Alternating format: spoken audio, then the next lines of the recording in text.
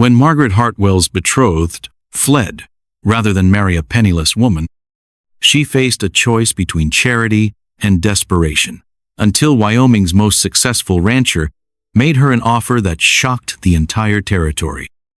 Ezra McClaine needed an heir to secure his empire, and Margaret needed a future. But their marriage of convenience would be tested by land disputes, buried secrets, and a revelation that could destroy everything they'd built together. Will their partnership survive when Margaret discovers the devastating truth about why her first suitor really abandoned her? The banker's son ran away in the middle of the night like a thief stealing dreams.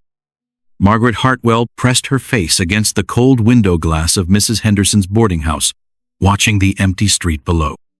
Her breath made small clouds on the window as she searched for any sign of Charles Pemberton's return, but deep in her heart, she knew he was gone forever. 3 days had passed since Charles disappeared from Cheyenne. 3 days since Margaret learned that her father's debts were bigger than anyone knew. 3 days since she became the woman no man wanted to marry. "He left you a letter," Mrs. Henderson said softly from the doorway. The older woman's voice was kind, but Margaret could hear the pity hiding underneath. Margaret's hands shook as she opened the envelope. Charles's neat handwriting filled the page with excuses and apologies. He wrote about his family's expectations and his father's business plans. But the real message was simple. Margaret wasn't worth the trouble anymore. She folded the letter carefully and placed it in her small wooden box with her other important papers. The box held everything she owned now, a few family photographs, her mother's wedding ring, and $37 in silver coins. "What will you do now, dear?" Mrs. Henderson asked. Margaret turned away from the window. Outside, the Wyoming territory stretched for miles in every direction. Mountains rose like giant walls against the sky. The land looked harsh and unforgiving, but it also looked like a place where a person could start over. "I don't know yet," Margaret said. But that wasn't completely true. She had been thinking about her choices all morning. She could use her money to buy a ticket back to Boston, where her aunt would take her in. Her aunt would give her a small room in the attic and find her work as a governess or companion to some wealthy family. Or she could stay in Cheyenne and try to make a life for herself. But what kind of life could a single woman build in a frontier town? She had no special skills except reading and writing and keeping household accounts. Margaret walked to her small mirror and studied her reflection. She was 23 years old, with brown hair and green eyes. People sometimes said she was pretty, but pretty didn't seem to matter much when you had no money and no family connections. A knock at the front door interrupted her thoughts. Mrs. Henderson's footsteps hurried down the hall, and Margaret heard voices in the parlor below. After a few minutes, Mrs. Henderson's footsteps. Henderson climbed the stairs again. "Someone to see you," she said, looking puzzled. "Mr. Ezra McClaine." Margaret's heart jumped. Everyone in Cheyenne knew Ezra McClaine's name. He owned the biggest ranch in 3 counties. His cattle wore the Lazy M brand, and his horses were the finest anyone had ever seen. He was rich and powerful and respected. Why would he want to see her? Margaret smoothed her black dress and checked her hair in the mirror. She had been wearing mourning clothes since her father died 6 months ago. The black fabric made her skin look pale, but it was the only decent dress she owned. She found Mr. McClaine waiting in Mrs. Henderson's small parlor. He stood with his back to her, looking out the window at the street. He was taller than she expected, with broad shoulders that filled his brown coat. His dark hair was touched with silver at the temples, making him look distinguished. When he turned around, Margaret was surprised by his eyes. They were deep blue, like the sky before a storm, but there was sadness in them too, as if he carried some heavy burden. "Miss Hartwell," he said, removing his hat, "thank you for seeing me." His voice was deep and quiet. Margaret noticed that his hands were scarred from years of ranch work. Everything about him seemed solid and dependable, like the mountains that surrounded the valley. "Mr. McClaine?" she said, wondering why her voice sounded so small. "I heard about your situation," he said, "about young Pemberton leaving town." Margaret felt heat rise in her cheeks. Of course he knew. Everyone in Cheyenne probably knew by now. Bad news traveled faster than good news in a small town. "I see," she said, not knowing what else to say. Mr. McClaine walked to the fireplace and stared at the cold ashes inside. "I have a proposition for you, Miss Hartwell. Something that might help us both." Margaret's heart began beating faster. A proposition? What could the richest man in the territory want from her? "I'm listening," she said. But Mr. McClaine seemed to be having trouble finding the right words. He picked up a small china figure from the mantelpiece and turned it over in his scarred hands. "Perhaps we should walk," he said finally. "This conversation needs privacy." Margaret looked around the parlor. Mrs. Henderson had gone to the kitchen, but the boarding house walls were thin. Other guests might be listening from the hallway or the room upstairs. "All right," Margaret said. She wrapped her black shawl around her shoulders and followed Mr. McClaine outside. The September air was crisp and clean. Somewhere in the distance, a train whistle echoed across the prairie. The sound made Margaret think of journeys and new beginnings. They walked past the general store and the blacksmith shop. The streets of Cheyenne were busy with ranchers and miners preparing for winter. Everyone nodded respectfully to Mr. McClaine, but Margaret noticed how their eyes followed her with curiosity. "Miss Hartwell," Mr. McClaine said as they reached the edge of town, "what I'm about to tell you must stay between us." Margaret nodded, though her mind was spinning with questions. "I've been married 3 times, he said quietly. "All 3 wives died, 2 in childbirth, 1 from fever." Margaret stopped walking. She had heard rumors about Mr. McClaine's tragic losses, but she had never imagined he would speak of them so directly. "I'm sorry," she said. "Each time, I hoped for a son, someone to carry on my name and inherit the ranch I've built." His voice was steady, but Margaret could hear the pain underneath. "I'm 38 years old, Miss Hartwell. I'm running out of time." They had reached a small hill overlooking the valley. Mr. McClaine's ranch spread across the grassland below them like a kingdom. Margaret could see hundreds of cattle grazing in the distance and buildings that looked like tiny toys from this height. "It's beautiful," she said. "It's everything I have," he replied. "Everything I've worked for. But what's the point of building an empire if there's no one to leave it to?" Margaret was beginning to understand why he had sought her out, but she needed to hear him say the words. "What exactly are you proposing, Mr. McClaine?" He turned to face her directly. His blue eyes were serious and honest. "Marriage," he said. "A business arrangement that would benefit us both. You need security and a home. I need a wife who can give me the son I've been seeking." The words hung in the air between them like smoke from a distant fire. Margaret felt dizzy with surprise and confusion. Marriage to a stranger? A business arrangement with no talk of love or affection? "I know it sounds cold," Mr. McClaine continued, "but I've learned that practical partnerships often work better than romantic ones. I can offer you a comfortable life and protection from the gossips in town. In return, you would help me try to build the family I've always wanted." Margaret looked out at the vast landscape below them. The prairie grass moved in waves like an ocean, and the mountains stood guard over everything. It was a hard land that demanded strength from the people who chose to live here. "What if I can't give you what you want?" she asked quietly. "Then we'll deal with that when the time comes. But you'd still have a home and a name that means something in this territory." Margaret thought about her alternatives. She could return to Boston and become a burden to her reluctant relatives. She could stay in Cheyenne and hope to find work that would barely keep her alive. Or she could take a chance on this strange offer from a man who seemed honest and kind, even if he couldn't offer love. "How long do I have to decide?" she asked. "Take all the time you need," Mr. McClaine said. "But winter comes early to Wyoming. If we're going to do this, it should be soon." As they walked back toward town, Margaret's mind raced with possibilities and fears. Marriage without love seemed like a cold bargain, but maybe warmth could grow between 2 people who treated each other with kindness and respect. One thing was certain: her quiet life was about to change in ways she could never have imagined. Margaret couldn't sleep that night, so she sat by her window and watched the stars. The moon was almost full, casting silver light across the rooftops of Cheyenne. Somewhere in the distance, a coyote howled, and the lonesome sound made her think about choices and chances. Mr. McClaine's offer kept spinning through her mind like a wheel that wouldn't stop turning. Marriage to a man she barely knew. a business arrangement instead of a love story. A chance at security, but what kind of price would she have to pay? She lit a candle and took out paper and ink. Writing had always helped her think clearly. Her father used to say that putting thoughts on paper was like catching butterflies in a net. It made them easier to examine. "Dear Charles," she began, then stopped. What could she possibly say to the man who had abandoned her?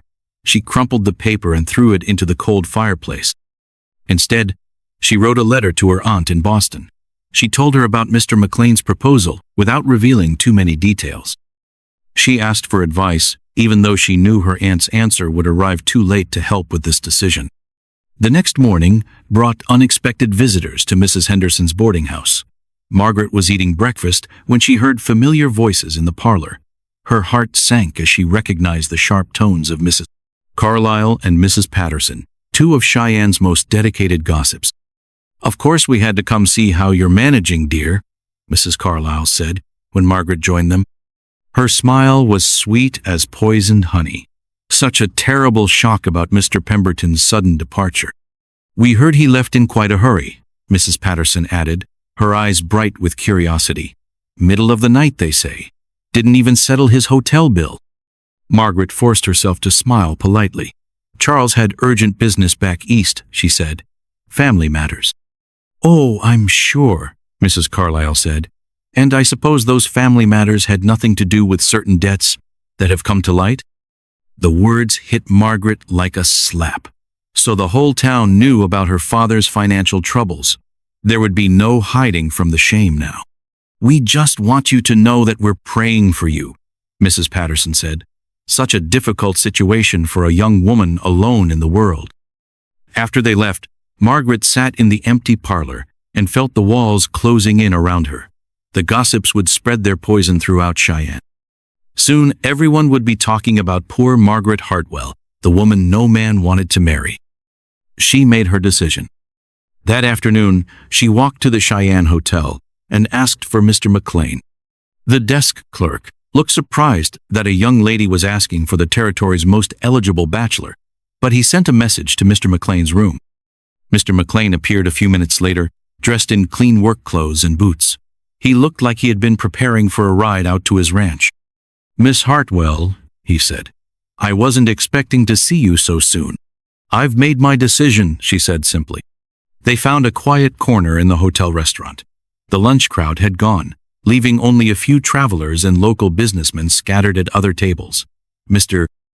McClaine ordered coffee for both of them, and Margaret was grateful for something to warm her nervous hands. "I accept your proposal," she said quietly, "but I have some conditions." Mr. McClaine raised his eyebrows but nodded for her to continue. "First, I want to be treated as a partner, not just a wife. If I'm going to help you build something, I want to have a say in how it's done." "Agreed," he said without hesitation. "Second, I want to be useful. I can read and write and keep accounts. I don't want to just sit in a parlor doing needlework while you do all the real work. The ranch can always use someone with a good head for numbers," he said. "What else?" Margaret took a deep breath. This next condition was the most important one. "Third, I want honesty between us. No pretty lies or false promises. If this arrangement isn't working, we should both be free to say so." Mr. McClaine studied her face for a long moment. Margaret got the feeling he was seeing her clearly for the first time. "You're not what I expected," he said finally. "What did you expect?" "A frightened girl who would be grateful for any offer of rescue." He smiled, and it changed his whole face. "I think I may have found something better." They spent the next hour working out the practical details. They would be married the following Saturday by Judge Morrison. Mr. McClaine would pay her debts and arrange for her belongings to be moved to the ranch. Margaret would sign papers making her a legal partner in certain business decisions. It felt more like a business meeting than a romantic engagement, but Margaret found that comforting. At least she knew exactly where she stood. "There's something else you should know," Mr. McClaine said as they prepared to leave. "My ranch is isolated. The nearest neighbor is 10 miles away. It can be lonely, especially for someone used to town life." "I'm not afraid of loneliness," Margaret said. "I've been alone since my father died. At least at your ranch, I'll be alone with a purpose." Mr. McClaine walked her back to the boarding house, and Margaret noticed how people watched them together. By evening, the whole town would be buzzing with speculation about Ezra McClaine and Margaret Hartwell. Let them talk, she thought. Soon she would be beyond the reach of their whispers and judgments. That evening, Mrs. Henderson helped her pack her few belongings. The older woman seemed both excited and worried about Margaret's upcoming marriage. "Are you sure about this, dear?" she asked as they folded Margaret's clothes into a small trunk. "Marriage is a big step, especially to a man you barely know." "I know enough," Margaret said. "He's honest and hardworking. He treats people fairly. That's more than I can say about some men who claim to offer love." Mrs. Henderson sighed. "I suppose you're right. And Mr. McClaine has a good reputation. His ranch hands speak highly of him, and that says a lot about a man's character." The next few days passed quickly. Margaret settled her father's remaining debts and said goodbye to the few friends she had made in Cheyenne. She visited her father's grave one last time and left wildflowers on the simple wooden cross. "I'm going to be all right, Papa," she whispered to the prairie wind. "I'm going to make something good out of this mess we're in." On Friday evening, Mr. McClaine came to take her to dinner at the hotel. It would be their last evening as unmarried people, and Margaret wanted to ask him some of the questions that had been troubling her. "Tell me about your previous wives," she said once they were seated. "What were they like?" Mr. McClaine's face grew serious. "Mary was my first wife. We married when I was 22 and still building the ranch. She was sweet and gentle, but the frontier life was hard on her. She died giving birth to our son, who lived only 3 days." Margaret felt a chill run down her spine. Childbirth was dangerous for any woman, but especially in a place where the nearest doctor might be days away. "Elizabeth was my second wife," he continued. "She was stronger than Mary, more suited to ranch life, but she caught fever during a hard winter and was gone within a week. Sarah, my third wife, also died in childbirth 2 years ago." "I'm sorry," Margaret said. "That must have been terrible. Each time, I thought I could protect them better. Each time, I was wrong." He looked directly at her. "I won't lie to you, Margaret. Ranch life is hard and sometimes dangerous. I can't promise you'll be safe." "I don't expect promises," she said. "I just expect you to treat me as someone capable of facing whatever comes." "That I can do," he said. As they walked back to the boarding house under the starry sky, Margaret felt a strange mix of excitement and terror. Tomorrow she would become Mrs. McClaine and leave everything familiar behind. But for the first time since her father's death, she felt like she was moving toward something instead of just running away. Margaret's wedding dress was the same black mourning gown she had worn to her father's funeral. Judge Morrison's wife had offered to lend her a white dress, but Margaret refused. This wasn't a fairy tale wedding with orange blossoms and church bells. This was a business arrangement, and she wanted everyone to understand that from the beginning. The ceremony took place in Judge Morrison's parlor on Saturday morning. Only Mrs. Henderson and Buck Morrison, Ezra's ranch foreman, served as witnesses. Margaret noticed that Buck kept staring at her with curious eyes, probably wondering what kind of woman would marry his boss for practical reasons. "Do you, Margaret Hartwell, take Ezra McClaine to be your husband?" Judge Morrison asked. "I do," she said clearly, surprised by how steady her voice sounded. Ezra's hands were warm when he slipped the simple gold band onto her finger. The ring had belonged to his first wife, Mary, but Margaret didn't mind wearing another woman's jewelry. Everything about this marriage was borrowed, or second-hand anyway. After they signed the papers, Ezra helped her into his wagon for the ride to the Lazy M Ranch. Margaret's trunk and carpet bag looked small and lonely in the wagon bed next to supplies from town. "Nervous?" Ezra asked as they drove out of Cheyenne. "Yes," Margaret admitted, "but not about what you might think." "What then?" "I'm nervous about disappointing you, about not being the kind of wife a rancher needs." Ezra guided the horses around a deep rut in the road. "You agreed to try, Margaret. That's all anyone can do." The drive to the ranch took 3 hours across rolling grassland dotted with cattle. Margaret had never seen so much open space in her life. The sky seemed enormous, stretching from horizon to horizon without a single tree to break its vastness. "How many acres do you own?" she asked.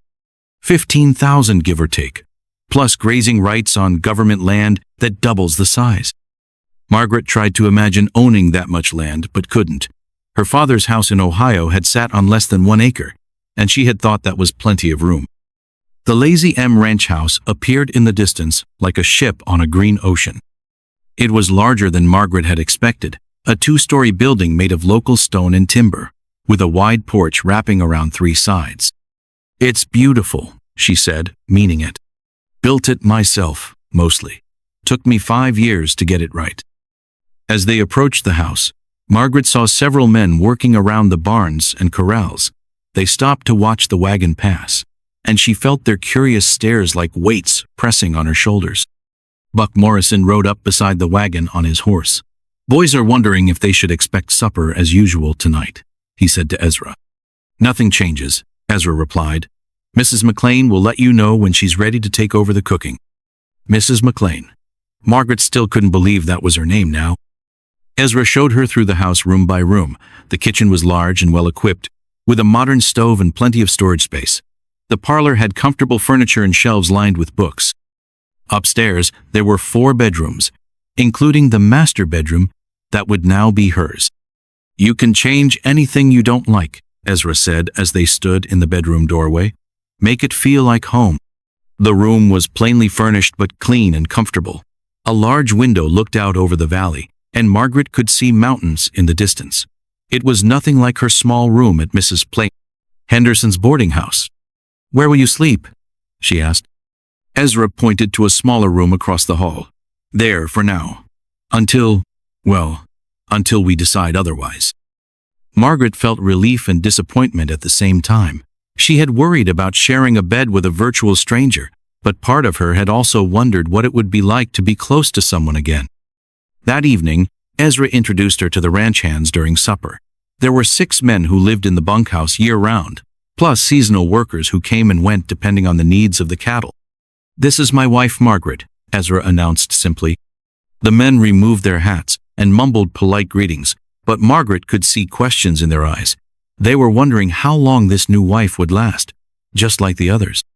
After supper, Margaret helped Rosa Gutierrez, the Mexican woman who cooked for the ranch hands, clean the dishes. Rosa spoke limited English, but her warm smile made Margaret feel welcome. "Senor Ezra, good man," Rosa said as they worked side by side. "He needs someone to make him smile again." Margaret wondered if she could be that someone. She barely knew how to make herself smile these days. Later that night, Margaret sat alone in her new bedroom and wrote in the journal she had kept since childhood. The house was quiet, except for the sound of wind through the prairie grass and the distant lowing of cattle. October 15, 1867, she wrote. "Today I became Mrs. Ezra McClaine.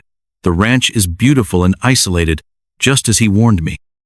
I feel like I'm standing at the edge of the world, about to step into something completely unknown." A soft knock at her door interrupted her writing. "Margaret?" Ezra's voice called through the wood. "May I come in?" "Of course." Ezra entered carrying a cup of tea and a plate of cookies. He had changed out of his wedding suit into everyday clothes, making him look more like the working rancher he was. "Rosa thought you might want something before bed," he said, setting the tray on her dresser. "That's very kind."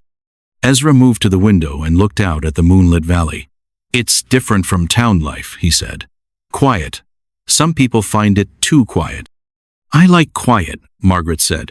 "I can think better without all the noise and chatter." "What are you thinking about now?" Margaret closed her journal and considered the question. "I'm thinking about starting over, about becoming someone new." "You don't have to become someone new, Margaret. You just have to become yourself in a new place." His words surprised her with their gentleness. Maybe this arrangement wouldn't be as cold and businesslike as she had expected. The next morning brought Margaret's first real test as a ranch wife. She woke before dawn to the sound of shouting from the yard below.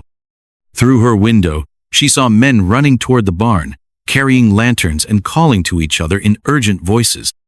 She dressed quickly and hurried downstairs. The kitchen was empty, but she could smell smoke in the air. Not the friendly smoke of a cooking fire, but something sharper and more dangerous. Outside, she found chaos. The hay barn was on fire, and orange flames licked at the wooden walls, while men formed a bucket brigade from the well. Ezra stood in the middle of it all, directing the firefighting efforts with calm authority. "Margaret, stay back," he called when he saw her.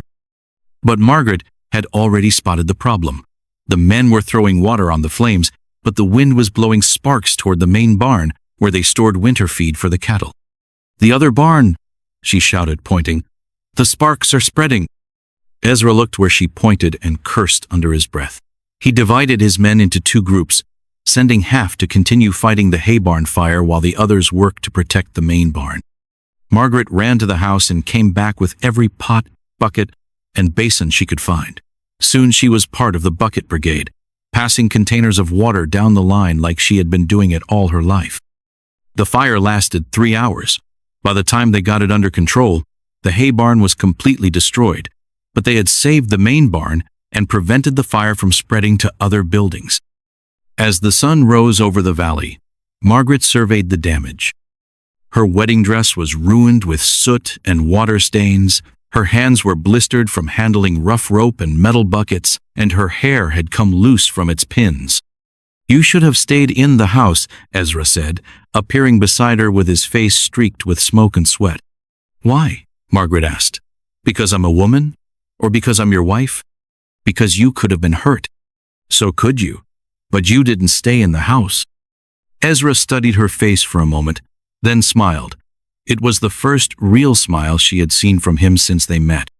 "No," he said, "I didn't."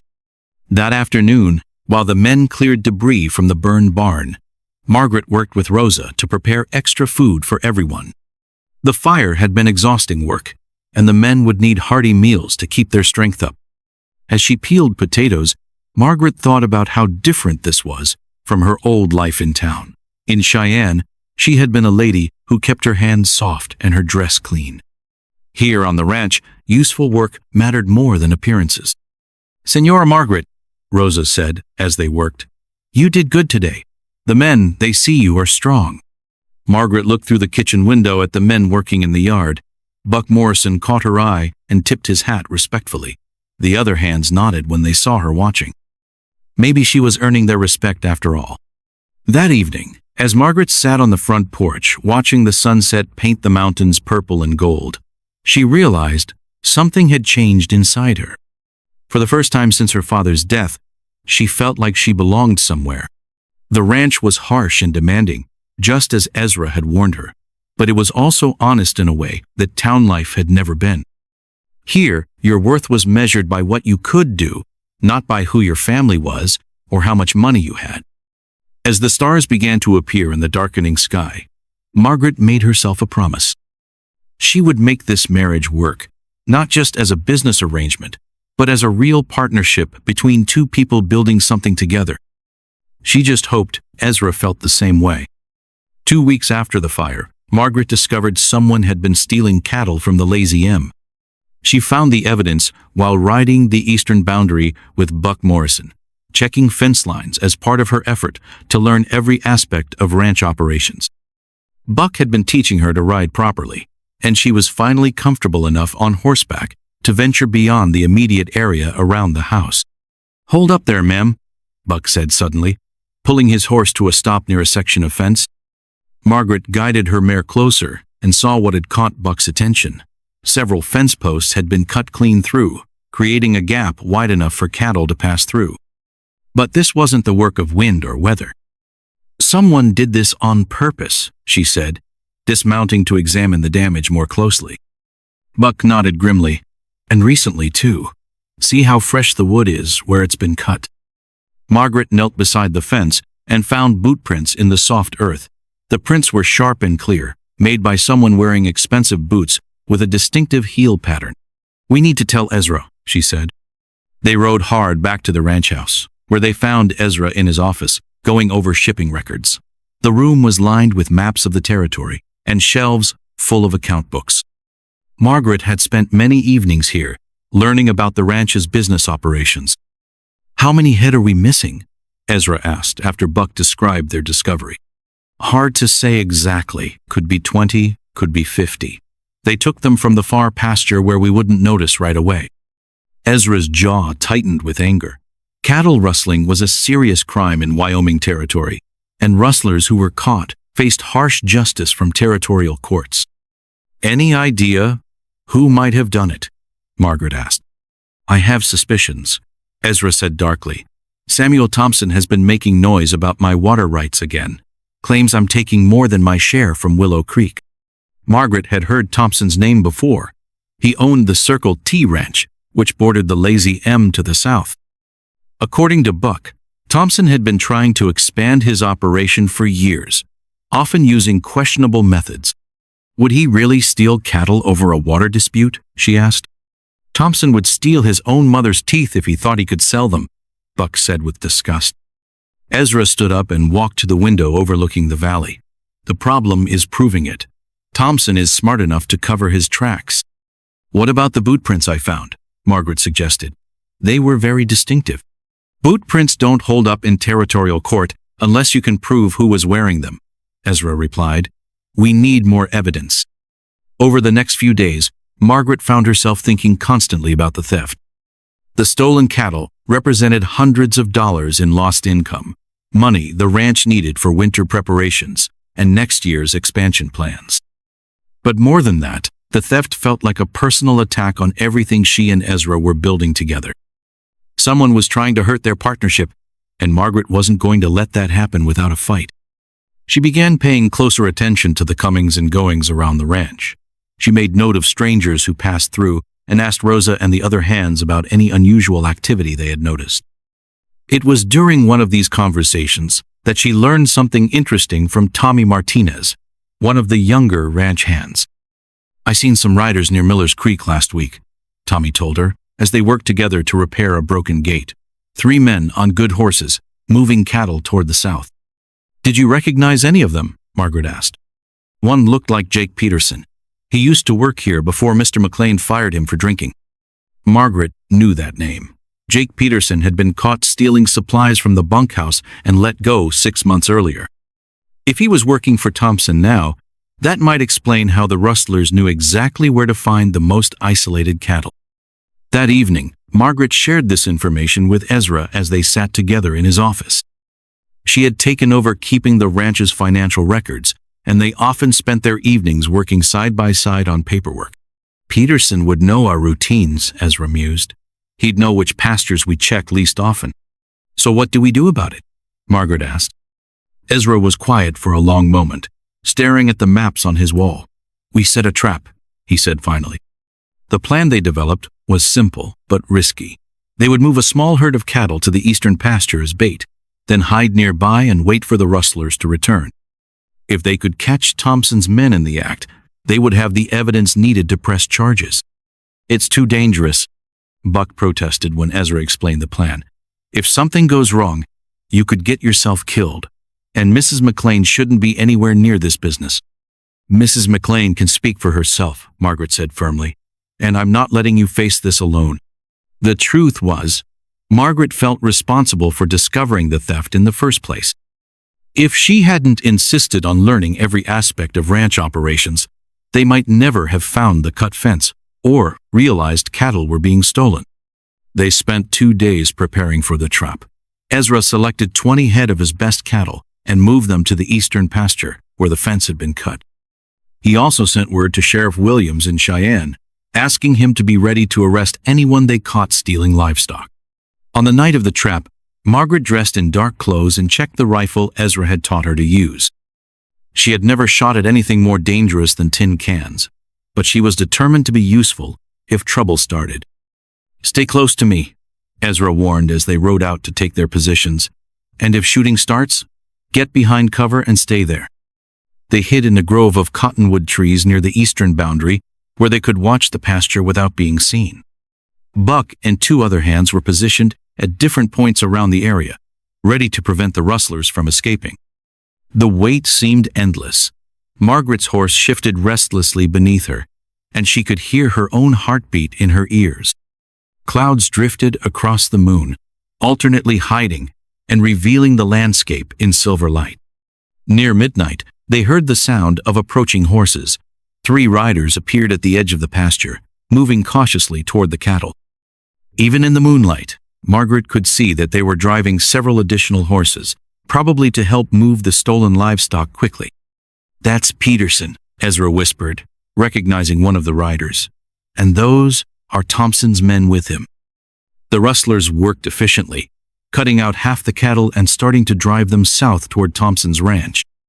This was exactly what Ezra had expected, but it still made Margaret angry to watch strangers steal from them so boldly. Just as the rustlers reached the boundary fence, Ezra gave the signal. He and his men rode out of hiding with their weapons drawn, surrounding the thieves before they could escape. "Hold it right there," Ezra called out. "You're on Lazy M land with stolen cattle." For a moment, nobody moved. Then one of Thompson's men reached for his gun, and everything exploded into chaos. Gunshots cracked through the night air like thunder. Margaret's horse reared and nearly threw her as bullets whined past their hiding place. She fought to control the frightened animal while trying to see what was happening in the confusion. Through the dust and smoke, she saw Ezra trading shots with Peterson, while Buck chased one of the other rustlers toward the creek. The third man had managed to escape in the darkness, but they still had a chance to catch the other two. Suddenly, Margaret saw Peterson break away from Ezra and spur his horse directly toward her hiding place. He was trying to escape through the cottonwood grove, and he would ride right past her position. Without thinking, Margaret urged her horse forward to block Peterson's path. She raised her rifle and pointed it at the rustler's chest. "Stop," she commanded. Peterson's horse skidded to a halt just feet away from her. The rustler stared at her with surprise and anger, probably not expecting to be confronted by a woman. "Get out of my way, lady," he snarled, reaching for his pistol. Margaret pulled the trigger. The rifle bucked against her shoulder, and Peterson screamed as the bullet creased his arm. His horse bolted, throwing him to the ground where he lay groaning and clutching his wounded limb. By the time Ezra reached her, Margaret was standing over the captured rustler, with her rifle still ready. Her hands were shaking, but her voice was steady. "I think we have our evidence now," she said. The capture of Jake Peterson and one of Thompson's men provided enough proof to bring charges against the Circle T ranch. Sheriff Williams arrested Peterson and his partner, and both men eventually confessed to stealing cattle on Thompson's orders. But the victory came at a cost that Margaret hadn't expected. The night of the gunfight, she discovered something about herself that both thrilled and terrified her. She was capable of violence when protecting what she cared about. As she lay in bed that night, listening to Ezra moving around in his room across the hall, Margaret realized that somewhere along the way, the Lazy M had stopped being just a business arrangement. It had become her home, and she would fight anyone who tried to take it away from her. The question now was whether Ezra saw her as a true partner or just a woman who had gotten lucky in a dangerous situation. Tomorrow would bring new challenges, and Margaret wanted to face them as an equal, not as someone who needed protection. She had proven she could handle herself in a crisis. Now she needed to prove she belonged here permanently. Margaret found the letter hidden in Ezra's desk drawer while looking for the ranch's tax records.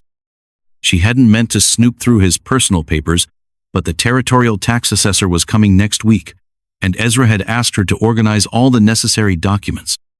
The letter was tucked between old cattle sale receipts, written in a woman's careful handwriting. "My dearest Ezra," it began, "I know you think I died in the fever epidemic, but I survived. I've been living in Denver, trying to find the courage to contact you. I heard about your new marriage, and I understand if you can't forgive me for letting you believe I was dead. But I had to tell you the truth. I'm alive, and I still love you. Your devoted wife, Elizabeth." Margaret's hands trembled as she read the letter again. Elizabeth, Ezra's second wife, the one he thought had died from fever 2 years ago. The woman was alive and living in Denver, just 2 days' ride from the ranch. The letter was dated 3 weeks ago. Ezra had known about this for 3 weeks and said nothing. Margaret sank into the desk chair, her mind spinning with questions and fears. If Elizabeth was still legally married to Ezra, what did that make Margaret? Was their marriage even valid? And more importantly, did Ezra still love his second wife? She heard footsteps on the porch and quickly returned the letter to its hiding place. Ezra entered the office a moment later, his boots muddy from checking the north pasture.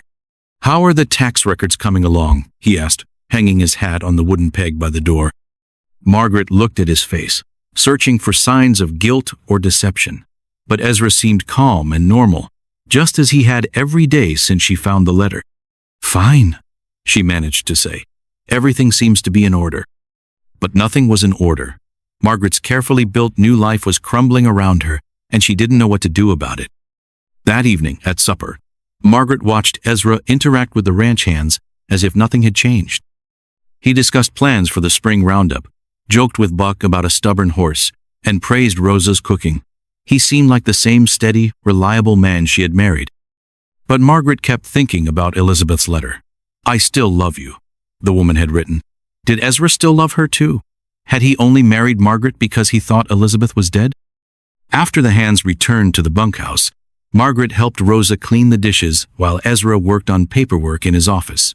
She wanted to confront him about the letter, but she was afraid of what he might say.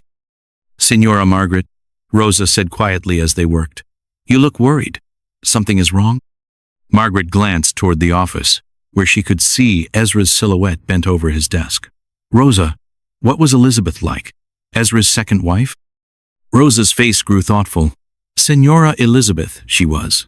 How you say, delicate, pretty like a flower, but not strong for ranch life. She cry much when Senor Ezra go away on business." "Did they seem happy together?" "At first, yes. But Senora Elizabeth, she want to go back to Denver where her family live. She no like the loneliness here." This information made Margaret feel slightly better, but she still couldn't stop thinking about the letter. If Elizabeth wanted to come back to Ezra, would he choose her over Margaret? After all, he had loved Elizabeth first. The next morning brought an unexpected visitor that made Margaret's worries seem even more urgent. She was hanging laundry on the line behind the house when Buck rode up with a stranger, a well-dressed woman riding side saddle on a beautiful bay mare. "Ma'am," Buck said, tipping his hat, "this lady says she's here to see Mr. McClaine. Says it's important family business." Margaret's heart stopped. Even from a distance, she could tell this was Elizabeth. The woman had golden hair pinned in an elegant style and wore a traveling dress that must have cost more than most people earned in a year. "I'll get my husband," Margaret said, proud that her voice sounded steady. She found Ezra in the barn, checking on a mare that was about to foal. When she told him about the visitor, his face went pale. "Elizabeth," he said quietly. "She actually came." So he had been expecting her. Margaret felt sick to her stomach. "You knew she might come?" Margaret asked. Ezra avoided her eyes. "There was a possibility. We need to talk, Margaret, but first I have to deal with this situation." They walked to the house together, and Margaret got her first close look at Elizabeth McClaine. The woman was even more beautiful than Margaret had imagined, with pale skin and blue eyes that reminded Margaret of expensive china dolls. "Ezra," Elizabeth said, dismounting gracefully from her horse, "you look well."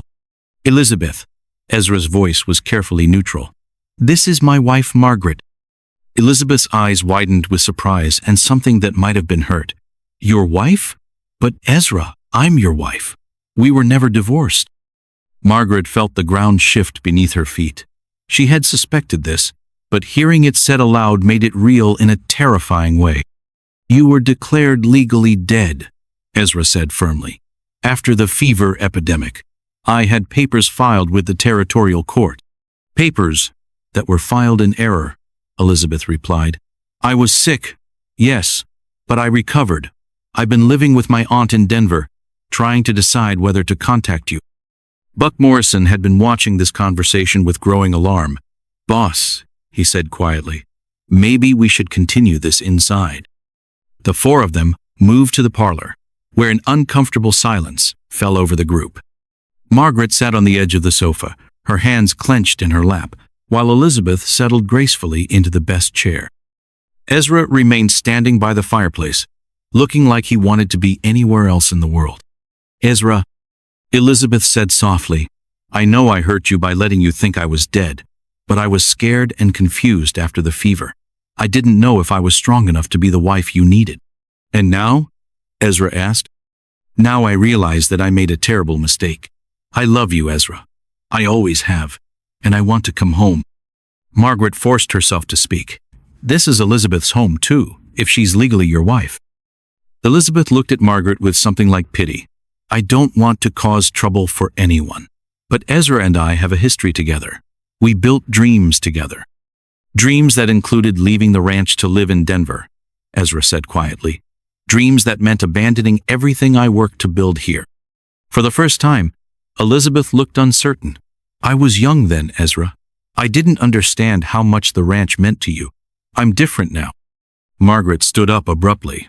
I think you two need to talk privately. I'll be in the kitchen if you need me. She left the parlor with as much dignity as she could manage, but once she reached the kitchen, she sank onto a wooden stool and buried her face in her hands. Rosa found her there a few minutes later. Pobrecita, Rosa said gently. I see the lady who come to visit. She is Senora Elizabeth, no? Margaret nodded miserably. She wants Ezra back, Rosa. And maybe he wants her back too. Rosa sat down beside Margaret and patted her shoulder. Senor Ezra, he choose you for wife. You make him happy in ways Senora Elizabeth never could. But I'm not his real wife, Margaret whispered. Not if Elizabeth is still alive. You are more real wife than she ever was, Rosa said firmly. You work beside him. You fight beside him. You make this place a home, not just a house. From the parlor, Margaret could hear the low murmur of voices. Ezra and Elizabeth were discussing their future, and Margaret wasn't part of that conversation. She felt like an intruder in her own home. An hour later, Ezra came to find her in the kitchen. His face looked older and more tired than she had ever seen it. Margaret, we need to talk, he said. They walked outside to the front porch, where they could speak privately. The afternoon sun was warm, but Margaret felt cold all over. What did you decide? She asked, dreading the answer. Elizabeth wants to stay for a few days while we sort this out, Ezra said. She'll sleep in the guest room upstairs. And then what? Ezra was quiet for a long moment, staring out at the valley he had worked so hard to tame. I don't know, Margaret. I honestly don't know. That night, Margaret lay awake, listening to the sounds of the house around her. Elizabeth was in the room next door, probably planning her strategy to win back her husband. Down the hall, Ezra was probably lying awake too, trying to decide between his past and his present. Margaret had thought she understood what she was getting into when she married Ezra, a business arrangement between two practical people who needed each other. But somewhere along the way, her feelings had become much more complicated. She cared about Ezra, maybe even loved him, though she had never said the words aloud. She loved the ranch and the life they were building together. She loved the way the men respected her opinions and the way Rosa included her in family celebrations. But if Ezra chose Elizabeth, Margaret would have to give it all up. She would lose not just a husband, but a home and a purpose and a future she had finally dared to imagine. The next morning brought no answers, only more questions. Elizabeth appeared at breakfast wearing one of her beautiful dresses, looking fresh and elegant, despite spending the night in a strange house. She chatted pleasantly with everyone, complimenting Rosa's cooking and asking intelligent questions about ranch operations. Margaret had to admit that Elizabeth was trying to be kind. The woman wasn't deliberately cruel or manipulative. She was simply a wife who wanted her husband back, and Margaret couldn't really blame her for that. But kindness didn't make the situation any less painful. Margaret watched Ezra and Elizabeth together, looking for signs of rekindled romance. She noticed how Ezra's eyes followed Elizabeth as she moved around the kitchen, and how Elizabeth touched his arm when she spoke to him. They looked like a couple who belonged together, and Margaret felt like an outsider intruding on something private and sacred. By the end of Elizabeth's second day at the ranch, Margaret had made a decision. She couldn't continue living in this painful uncertainty, waiting to see which woman Ezra would choose. That evening, after Elizabeth had retired to her room, Margaret found Ezra on the front porch. He was sitting in his favorite chair, smoking his pipe and staring at the stars. Ezra, she said, settling into the chair beside him, I need to tell you something. I'm leaving, Margaret announced, and watched Ezra's pipe freeze halfway to his mouth. The words hung in the cool night air between them, like a challenge thrown down. Margaret had rehearsed this conversation in her mind a dozen times, but now that the moment had come, her heart was beating so fast she thought it might burst. "Leaving?" Ezra set his pipe aside and turned to face her directly. "Margaret, you don't need to leave. We can work this out." "Can we?" she asked. "Elizabeth is your legal wife, Ezra. I'm just the woman you married when you thought she was dead. There's a name for women like me, and it's not a nice one." Through the window behind them, lamplight flickered in Elizabeth's room. Margaret wondered if the other woman was listening to their conversation, or if she was already planning how to redecorate the house once Margaret was gone. "You're my wife too," Ezra said quietly. "That means something to me. But what does it mean exactly?" Margaret stood up and walked to the porch railing, needing some distance between them. "You married me because you needed someone to help run the ranch, and maybe give you a son. Elizabeth can do both of those things." Elizabeth hated ranch life. She was miserable here. "People can change, Ezra. She says she's different now." Margaret heard Ezra get up from his chair and move to stand beside her at the railing. His presence was warm and solid, and she found herself wanting to lean into his strength. But that wouldn't be fair to any of them. "Where would you go?" he asked. "Back to Boston, probably. My aunt will take me in until I can find work as a governess or teacher." The words tasted bitter in her mouth. After months of being a partner and an equal, the idea of becoming a dependent again made her feel sick. "Margaret, don't make any hasty decisions. Elizabeth and I need time to figure out what's best for everyone." "Time?" Margaret turned to face him, anger flashing in her green eyes. "How much time do you need, Ezra? Days? Weeks? Months? Am I supposed to just wait around like a spare horse while you decide which wife you want to keep?" Before Ezra could answer, the front door opened and Elizabeth stepped onto the porch. She was wearing a silk dressing gown that made her look like something from a fairy tale. "I'm sorry," Elizabeth said softly. "I couldn't help overhearing. Margaret, please don't leave because of me." Margaret studied the other woman's face, looking for signs of false sympathy or hidden satisfaction. But Elizabeth seemed genuinely concerned, which somehow made everything worse. "This isn't about you," Margaret said, though they all knew that wasn't completely true. "It's about me, refusing to live in a situation that has no clear resolution." "Maybe we could all live here together," Elizabeth suggested hesitantly, "as friends, until the legal issues are sorted out." Both Margaret and Ezra stared at her in amazement. The suggestion was so impractical and awkward that Margaret didn't know whether to laugh or cry. "That's very generous of you, Elizabeth," Margaret said carefully, "but I don't think that would work for anyone involved." Elizabeth's face fell, and Margaret realized the other woman was just as confused and unhappy as she was. This situation wasn't easy for any of them. "I'll leave in the morning," Margaret announced. "I'll take the stage to Cheyenne and catch the eastbound train from there." "No," Ezra's voice was sharp and final. "You're not leaving, Margaret. Not like this. You can't stop me, Ezra. I'm not your property." "You're my wife," he said fiercely, "and I'm not letting you run away just because things got complicated." Margaret felt a spark of hope at his words, but she pushed it down. Ezra might want to keep her around, but that didn't necessarily mean he loved her more than Elizabeth. "Then what are you suggesting?" she asked. Ezra was quiet for a long moment, his jaw working as he thought through the problem. When he finally spoke, his words surprised both women. "I suggest we let the territorial court decide. There's a judge coming through Cheyenne next week for the regular court session. We'll present the facts to him and let him determine which marriage is legal." Elizabeth looked nervous. "What if he decides that my marriage to you was never properly dissolved?" "Then I'll respect his decision," Ezra said. "But Margaret deserves a fair hearing, not just an assumption that she doesn't matter." Margaret felt tears prick her eyes at his words. Whatever happened, at least Ezra was willing to fight for their marriage. That had to count for something. "All right," she said. "But if the judge rules against me, I leave immediately. No arguments, no delays." "Agreed," Ezra said. "Elizabeth." The other woman nodded reluctantly. "I suppose that's fair, though I hope we can all remain friends regardless of what the judge decides." The next few days passed in strange tension as they prepared for the court hearing. Margaret packed her belongings just in case, while Elizabeth helped Rosa with cooking and cleaning as if she were already the lady of the house. Ezra threw himself into ranch work with desperate energy, often staying out until after dark to avoid the awkward conversations at home.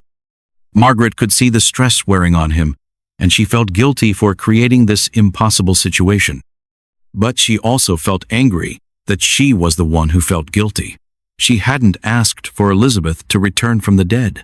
She hadn't created this legal mess. All she had done was marry a man who said he was free to marry her. On Thursday morning, they all rode to Cheyenne for the court hearing. The trip took most of the day, and they spent the night at the hotel where Margaret and Ezra had planned their wedding just a few months earlier. Judge Harrison was a stern man in his 60s who had been settling legal disputes in the Wyoming territory for over a decade. He listened patiently as lawyers for both women presented their arguments. Elizabeth's attorney argued that her marriage to Ezra had never been legally dissolved, making Margaret's marriage invalid. He presented documents showing that Elizabeth had been treated by doctors in Denver during the time she was supposed to be dead. Margaret's attorney countered that Ezra had acted in good faith when he remarried, following proper legal procedures to declare Elizabeth dead after she disappeared during the fever epidemic. He argued that Margaret's marriage should be considered valid because of these circumstances. The hearing lasted 3 hours, with both sides presenting witnesses and documents. Margaret sat in the front row of the courtroom, her hands clenched in her lap, while Ezra sat beside her looking grim and worried. Finally, Judge Harrison called for a recess to consider his decision. Margaret, Ezra, and Elizabeth waited in the hotel restaurant, barely touching their food as they wondered what the judge would decide. "Whatever happens," Elizabeth said quietly, "I want you both to know that I never intended to cause this much trouble." "We know," Margaret said, surprising herself by meaning it. "None of us planned for this situation." When they returned to the courtroom, Judge Harrison looked tired and troubled. Margaret could tell this hadn't been an easy decision for him to make. "This case presents a unique situation," the judge began. "We have 2 marriages, both entered into in good faith, but only one of which can be legally valid." Margaret held her breath, waiting for the verdict that would determine her entire future. After careful consideration of the evidence, Judge Harrison continued, "I find that Elizabeth McClaine's marriage to Ezra McClaine was never properly dissolved. However, I also find that Ezra McClaine acted in good faith when he remarried, following territorial procedures for declaring a missing person dead." Margaret's heart sank. It sounded like the judge was ruling in Elizabeth's favor. "Therefore," the judge said, "I hereby declare that the marriage between Ezra McClaine and Elizabeth McClaine is dissolved due to abandonment and presumed death. The marriage between Ezra McClaine and Margaret McClaine is valid and legally binding." Margaret gasped, hardly believing what she had heard. She had won. Her marriage to Ezra was real and legal. Beside her, Ezra let out a long breath of relief. "Thank you, Your Honor," he said. Elizabeth's face was pale, but she nodded gracefully. "I understand, Your Honor, and I accept your decision." As they left the courthouse, Elizabeth turned to Margaret with tears in her eyes. "I'm sorry for all the trouble I caused. I hope you and Ezra will be happy together." "What will you do now?" Margaret asked, feeling genuinely concerned for the other woman. "Return to Denver, I suppose. My aunt has been asking me to help with her boarding house business. Maybe it's time I learned to stand on my own feet instead of depending on a husband." That evening, as Elizabeth prepared to take the stage back to Denver, she had one final conversation with Ezra. Margaret watched from the hotel window as they talked quietly on the street below. When Ezra returned to their room, Margaret was waiting with questions in her eyes. "What did she say?" Margaret asked. "She said goodbye," Ezra replied simply, "and she wished us well." "Do you regret the judge's decision?" Margaret asked, needing to know the truth. Ezra sat down beside her on the bed and took her hands in his. "Margaret, Elizabeth was my past. You're my future. The judge just made official what I already knew in my heart. Which is that you're the strongest, bravest woman I've ever known. that you've made the ranch feel like a real home for the first time since I built it. And that somewhere along the way, our business arrangement turned into something much more important." Margaret felt tears of relief and happiness streaming down her face. "Are you saying you love me, Ezra McClaine?" "I'm saying I can't imagine my life without you, Margaret McClaine. If that's not love, it's something pretty close to it." As they held each other in the lamplight, Margaret realized that sometimes the best things in life came disguised as practical arrangements. She had married Ezra for security and survival, but she had found something much more valuable: a true partnership with a man who valued her strength as much as her affection. Tomorrow they would return to the ranch and continue building their life together. But tonight, for the first time since their wedding day, Margaret felt like she was exactly where she belonged. Margaret collapsed in the barn doorway, clutching her stomach as another wave of pain tore through her body. The morning had started like any other spring day in 1868. She had been helping Buck move cattle to the north pasture when the cramping began. At first, she thought it was something she had eaten, but the pain grew stronger with each passing hour. "Mrs. McClaine!" Tommy Martinez called out, running toward her from the corral. "You all right, ma'am?" Margaret tried to answer, but another spasm doubled her over. She felt wetness between her legs and looked down to see blood staining her riding skirt. The sight filled her with terror and understanding at the same time. She was losing a baby she hadn't even known she was carrying. "Get Ezra," she gasped to Tommy, "and send someone for the doctor in town." Tommy ran toward the house while Margaret sank to her knees in the barn doorway, overwhelmed by physical pain and emotional devastation. She had been married to Ezra for 6 months, and in all that time, they had never talked about children. After Elizabeth's visit, they had grown closer as husband and wife, but the subject of heirs and babies had seemed too complicated to discuss. Now it didn't matter anyway. Ezra appeared within minutes, his face white with panic when he saw the blood on Margaret's clothes. Without a word, he scooped her up in his arms and carried her toward the house. "Rosa!" he shouted as he climbed the front steps. "We need hot water and clean sheets." The next few hours blurred together in a haze of pain and fear.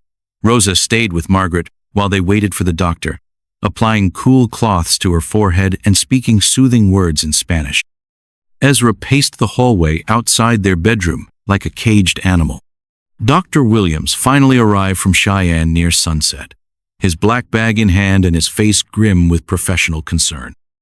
He examined Margaret privately while Ezra waited downstairs, his hands shaking as he poured himself a whiskey he didn't really want. When the doctor emerged from the bedroom an hour later, his expression was serious but not hopeless. "She'll recover," he told Ezra, "but she's lost the baby. It was very early.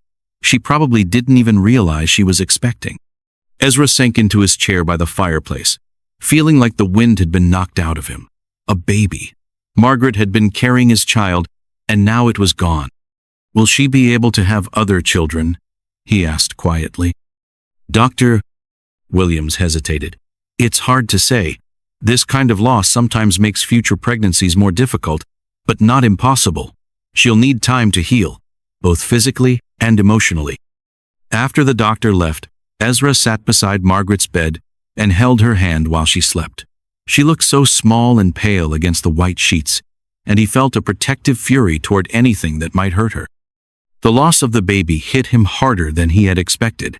He hadn't even known the child existed, but now that it was gone, he felt an emptiness that surprised him with its intensity. When Margaret woke the next morning, her green eyes were full of tears and apologies. "I'm sorry, Ezra," she whispered. "I didn't even know. I should have been more careful." "Shh," he said, smoothing her hair back from her face. "This wasn't your fault, Margaret. These things happen sometimes, and there's nothing anyone can do to prevent them." But Margaret wasn't comforted by his words. As the days passed and her physical strength returned, her emotional state grew darker. She blamed herself for the miscarriage, convinced that her inexperience with ranch work had somehow caused the loss. "Maybe I rode too hard," she said one evening as they sat together in the parlor, "or lifted something too heavy. If I had been more careful." "Margaret, stop," Ezra said firmly. "Dr. Williams said this wasn't caused by anything you did. Sometimes these things just happen." "But what if it happens again? What if I can never give you the son you need?" The pain in her voice broke Ezra's heart. He realized that Margaret's fears went deeper than grief over this particular loss. She was terrified that her inability to bear children would make her worthless as a wife. "Listen to me," he said, taking her hands in his. "I didn't marry you just to get heirs, Margaret. I married you because you make me a better man. Because you fight beside me and work beside me and make this house feel like a home. But you said you needed a son to inherit the ranch. And maybe we'll have children someday, and maybe we won't. But either way, we'll build something together that's worth passing on. There are different kinds of legacies, Margaret." His words helped, but Margaret still struggled with sadness and doubt in the weeks that followed. She threw herself into ranch work with desperate energy, as if she could earn her place through sheer effort and determination. It was during this difficult time that an unexpected opportunity arose to test Margaret's theory about different kinds of legacies. Buck Morrison approached them one evening with news that would change several lives. "Boss," he said, shifting his hat nervously in his hands, "I got a letter from my sister back in Kansas. She's real sick, and she's got 3 young ones she can't care for properly." Ezra and Margaret listened as Buck explained the situation. His sister's husband had been killed in a farming accident, leaving her alone with children aged 5, 7, and 9. She was dying of consumption and desperately needed someone to take the children before she passed away. "I was wondering," Buck said hesitantly, "if maybe I could bring them here. The oldest boy, Jimmy, is strong for his age. He could help around the ranch. And maybe Rosa could use help with the cooking and cleaning from the girl Annie." Margaret felt her heart skip a beat. Children at the ranch, not babies she might lose, but real children who needed homes and families.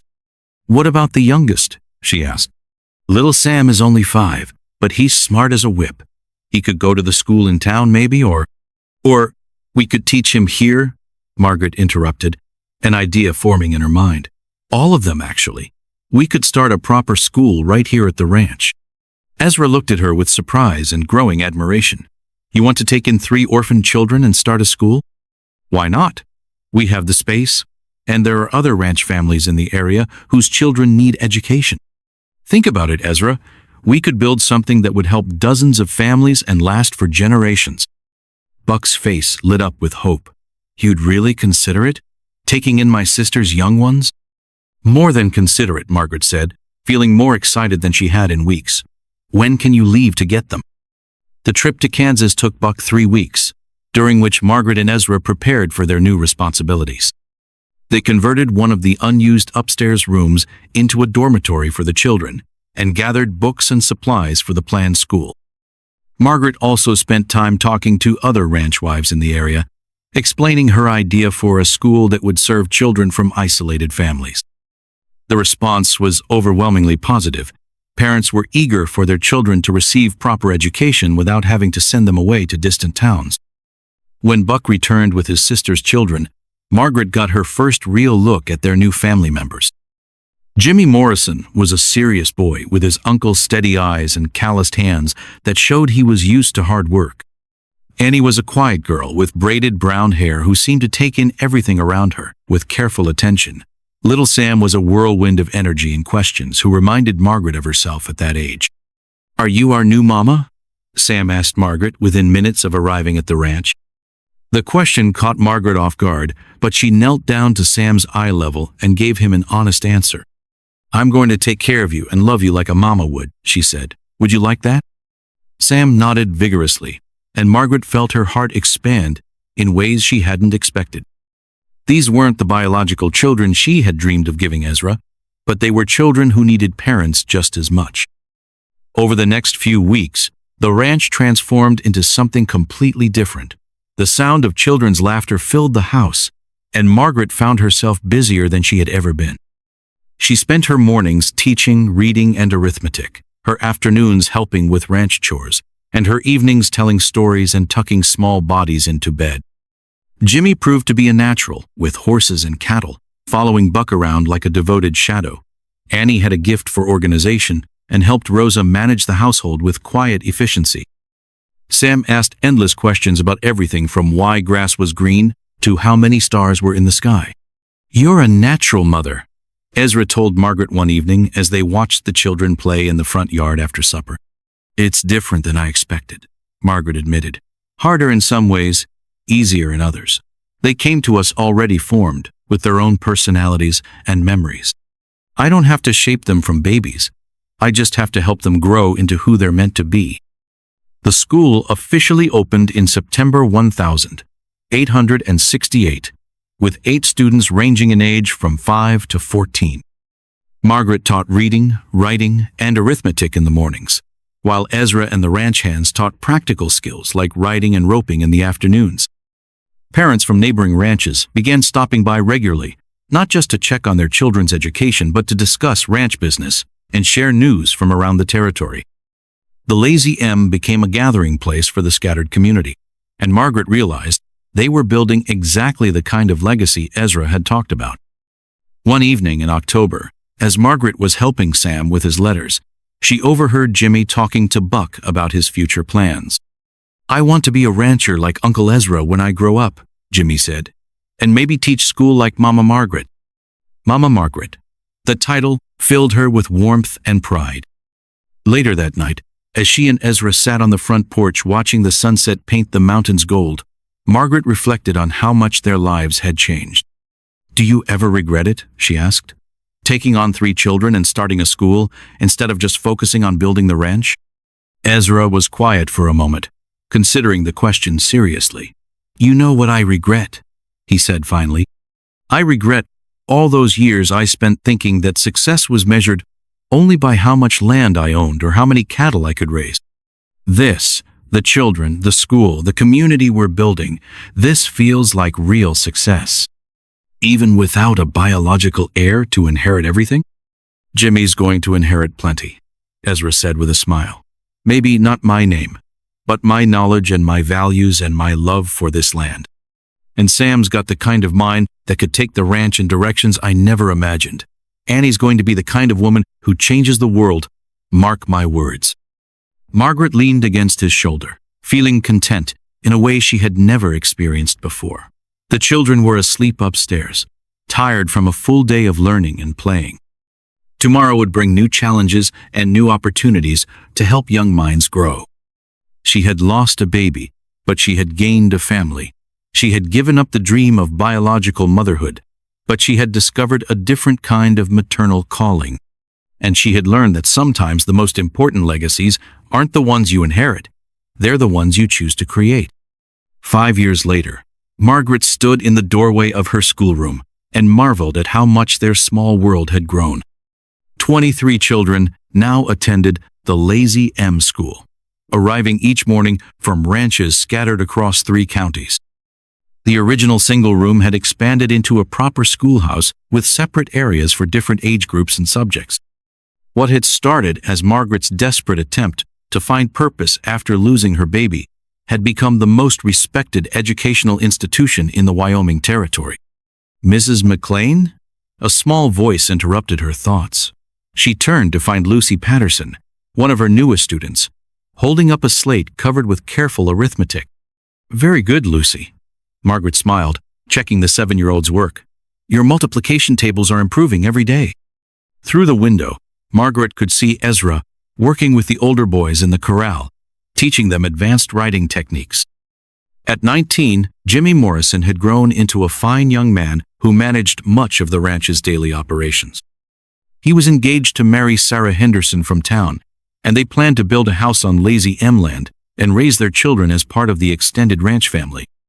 Annie, now 16, had become Margaret's assistant teacher and showed remarkable skill at helping younger children with their reading.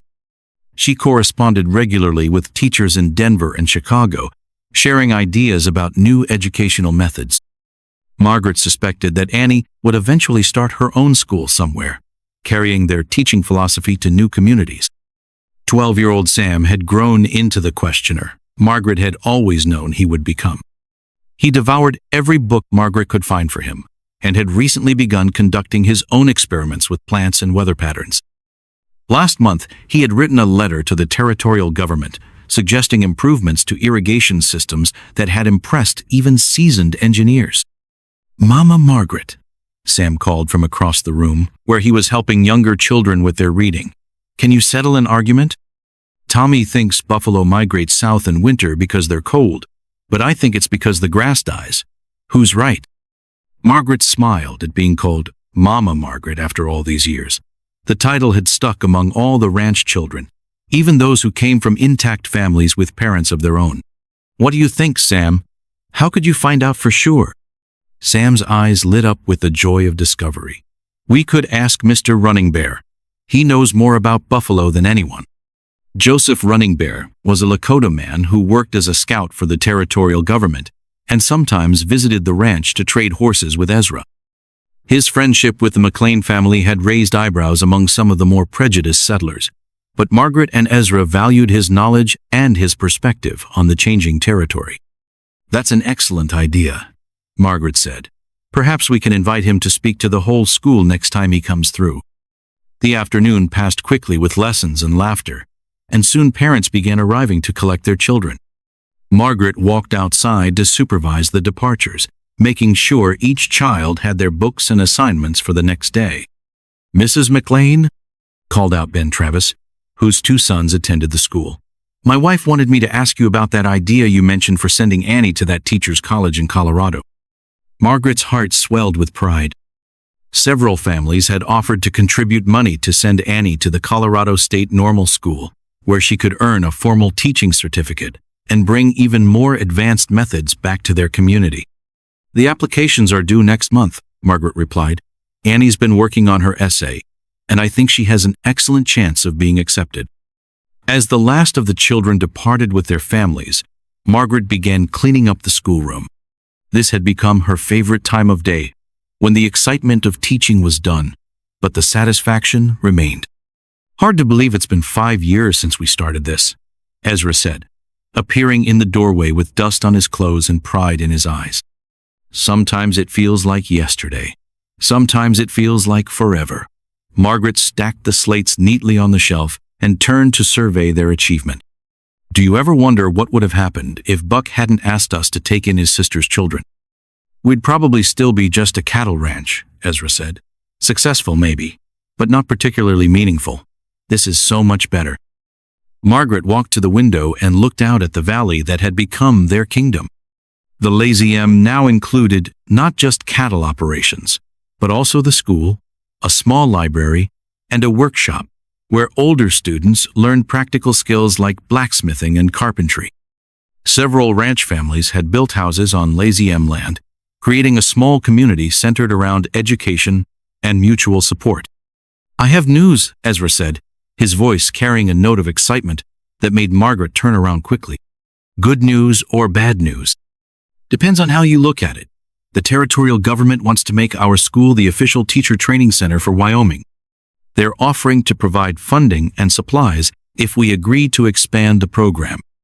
Margaret felt her pulse quicken. This was the kind of opportunity she had dreamed about but hadn't dared to hope for. What would that mean exactly? It would mean young people could come here from all over the territory to learn how to be teachers. Then they'd go back to their own communities and start schools using the methods you've developed. Within 10 years, we could influence education across the entire region.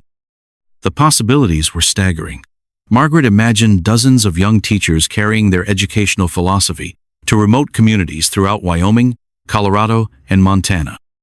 Children who might never have had access to proper schooling would learn to read and write and think for themselves. "There's one catch," Ezra said with a slight smile. "The government representative wants to meet with you personally to discuss the details. He's coming here next week."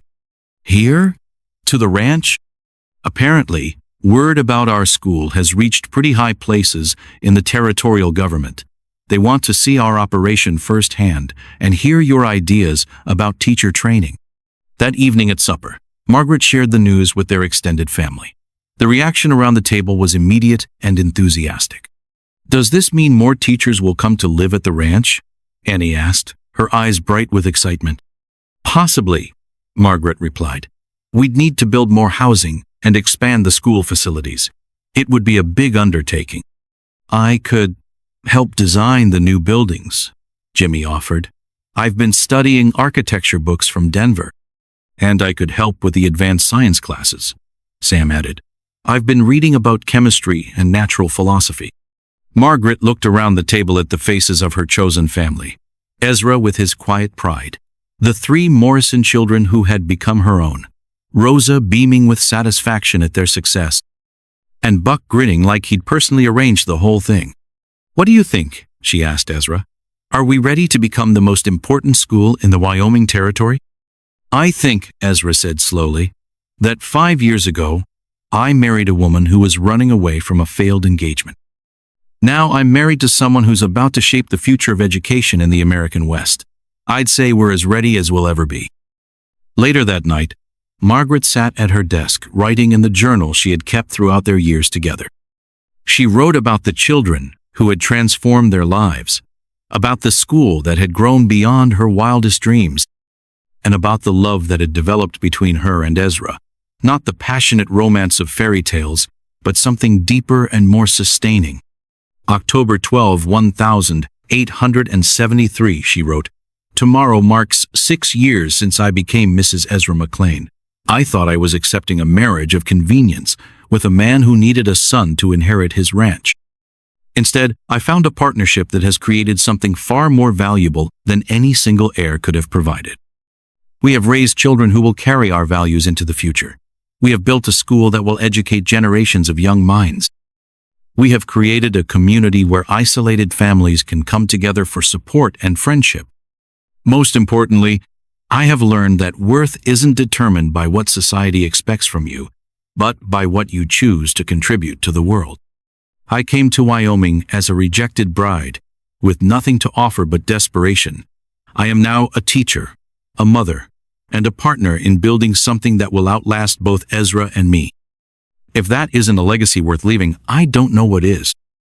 Margaret closed her journal and walked to the window overlooking the valley. In the distance, she could see lights flickering in the houses of their small community, families settling in for the night, children doing their homework by lamplight, parents planning for their children's futures. Tomorrow would bring new challenges and new opportunities. The territorial representative would arrive with questions and expectations. Annie would continue working on her application to Teachers College.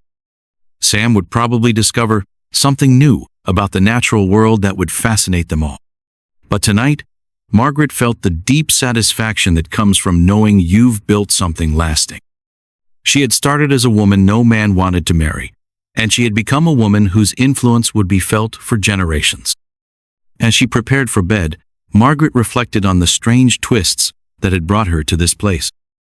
If Charles Pemberton hadn't abandoned her, if Ezra hadn't needed a wife, if Elizabeth hadn't returned from the presumed dead, if she hadn't lost that first baby, if Buck's sister hadn't needed someone to care for her children, if any one of those things had been different, her life would have taken a completely different path. But this was the path she had walked, and it had led her to exactly where she was meant to be. Sometimes the life you don't plan turns out to be exactly the life you needed. Outside her window, the Wyoming stars shone down on a valley full of dreams taking shape, children growing strong, and a future bright with possibilities. And in the house that had become the heart of a community, Margaret McClaine slept peacefully, knowing that she had found her place in the world at last. The rejected bride had become the woman who rejected no one in need of hope, education, or a second chance at happiness.